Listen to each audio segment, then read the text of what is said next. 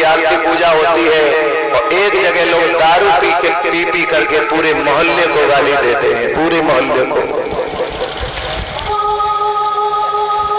तो जहाँ सुबह शाम आरती पूजा होती वो घर सत्युग द्वापर त्रेता में है, और जहाँ पौआ लगाकर 60 रुपए वाला और पूरे मोहल्ले को शाम को सुनाता है वही घर तो कलयुग में है, वही घर।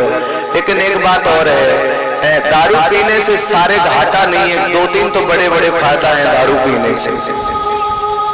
दारू पीने से 2-3 तो बड़े बड़े फायदा है। एक आदमी को हमने दारू पीने से मना कर दिया, बोला महाराज आपकी कथा में तो ये दारू निकली है। बोले हमने कहा कब निकली? उसे ये भी पता कि समुद्र मंथन हुआ उस समय ये निकली है। हमने की बात तो ठीक है, लेकिन ये भी याद रखो जिसने दारू तो पिया उसको क्या मिला, जिसने नहीं पिया उसको क्या मिला? बोले हाँ, दारू तो राक्षसों ने पी, देवताओं ने अमृत लिया। तो हमने कहा तुम देवता हो तो राक्षस? तो अपने आप कहने लगा है तो खैर राक्षस ही। तो दारू पीने से 2-3 बड़े फायदा है। एक तो दारू पीने वाले को कभी बुढ़ापा नहीं आ सकता है, दुनिया में हर किसी को बुढ़ापा आ जाए, दारू वाले के कभी करीब बुढ़ापा खड़ा नहीं हो सकता है, पहली फायदा। दूसरी फायदा पूरे गांव में चोरी हो जाएगी मगर उस दारू वाले के यहाँ से कोई एक चम्मच नहीं चुरा सकता है, एक चम्मच। उसकी इतनी ताकत नहीं है जो दारू वाले के यहाँ से एक चम्मच चुरा ले। उसके बाद में कुत्ता चाहे कितना पागल हो गया हो, कितना पागल हो गया हो, भले इंसान को काट लेगा, लेकिन दारू वाले को जिस समय नशे में देखा तो कुत्ता कभी काट नहीं सकता है।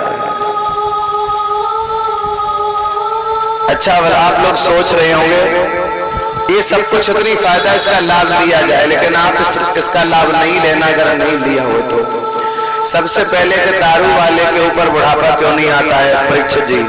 दारू वाला 40 साल से 50 के बीच में उसके गुर्दे आंत सब भ्रष्ट हो जाते। बर्तन होगा तो साबित नहीं होगा, पूरे के पूरे सारे बर्तन चटके और फूटे होंगे। क्यों?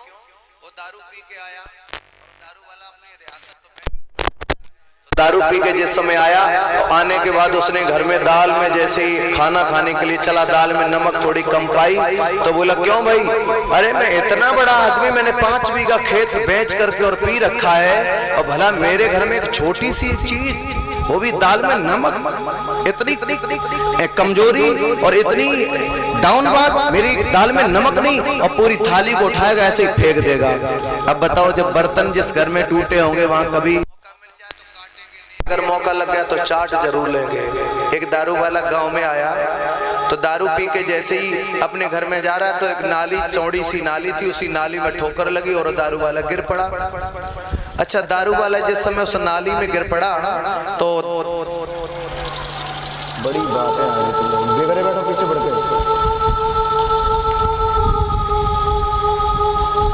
नाली में जिस समय गिर पड़ा तो मुंह से उल्टी होने लगी, तो जिस समय उल्टी होने लगी तो मोहल्ला का जो पड़ोसी था उसके एक बगल में कुत्ता पला हुआ था, और कुत्ता के ऊपर बड़े बड़े बाल थे, बड़े बड़े। और अधिकतर गांव में लोग कुत्ता कम पालते हैं, कस्बा में ज्यादा पालते हैं।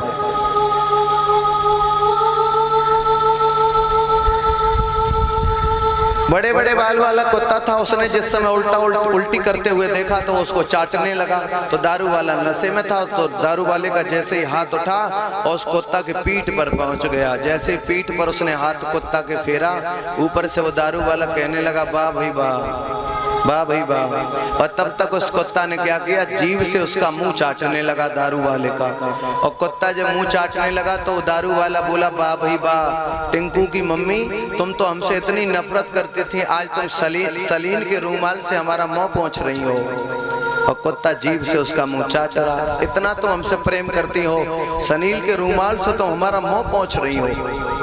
हाथ जिस समय पीठ में चारों तरफ बढ़ा तो बाल बड़े बड़े थे। बोले वाह भाई वाह, अब तो सर्दी निकल गई, अब तो ये जैकेट उतार के रख देती तो ज्यादा ठीक रहती। आप अभी भी जैकेट पहन के घूम रही हो। और कुत्ता की पीठ पे हाथ फिरा रहा। उसके बाद वो हाथ उधर से निकला और कुत्ते की पूंछ पर पहुंचा तो बोले वाह भाई वाह, रोज आप 2-2 चोटियां करती थी, आज मेरा आना सुन लिया, इसलिए स्वागत के लिए आपने एक ही चोटी करके चली घर से। और कुत्ता की पूंछ पर हाथ फिरा रहा, बोले वाह भाई वाह, आज तुम्हारी चोटी सॉफ्ट बहुत है, क्या बात है, आज खुशी में तुमने जल्दी जल्दी 2 बांधती थी, एक करके भाग पड़ी। तो उसे होश ही नहीं है कि ये कुत्ता है या फिर उस टिंकू की माँ है। तो दारू पीने से परीक्षित महाराज अधिकतर लोग नशा करते हैं। इस नशा को नहीं करना चाहिए। नशा ये नाश कर देगा, फिरोगे दाने दाने को, कटोरा हाथ में होगा न देगा कोई खाने को।